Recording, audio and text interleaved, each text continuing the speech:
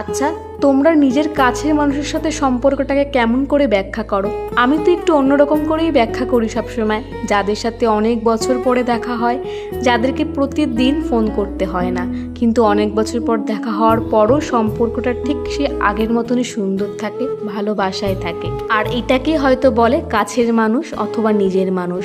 ষষ্ঠী গেছে গতকাল, কিন্তু অফিস যাওয়াটা সবার জন্য ছিল বাধ্যতামূলক গতকাল, সেজন্য আজ রবিবার, আজ হচ্ছে আমাদের ষষ্ঠী। আর 5 জনের থেকে আমাদের ষষ্ঠীর নিয়মটা একটু আলাদা, সবার মতন করে নিয়ম মেনে আমাদের ষষ্ঠী করা হয় না। আসলে আমি ছোট থেকে শুনে এসেছি ষষ্ঠীর দিনকে খুব একটা খারাপ ঘটনা আমাদের বাড়িতে ঘটে, সেই জন্য তারপর থেকে নিয়ম মেনে ষষ্ঠীটা আমাদের করা হয় না। ঠাকুরের পায়ে যেটুকু ধান দুব্য রাখা হয় সেইটুকু দিয়ে আশীর্বাদ করা হয়, সবাই মিলে জমিয়ে খাওয়া দাওয়া করা হয়, সবাই মিলে অনেক গল্প আড্ডা মজা এই সমস্তই আমাদের মধ্যে চলে। আর এই নিয়ে আমাদের ষষ্ঠীর দিনটা কাটে।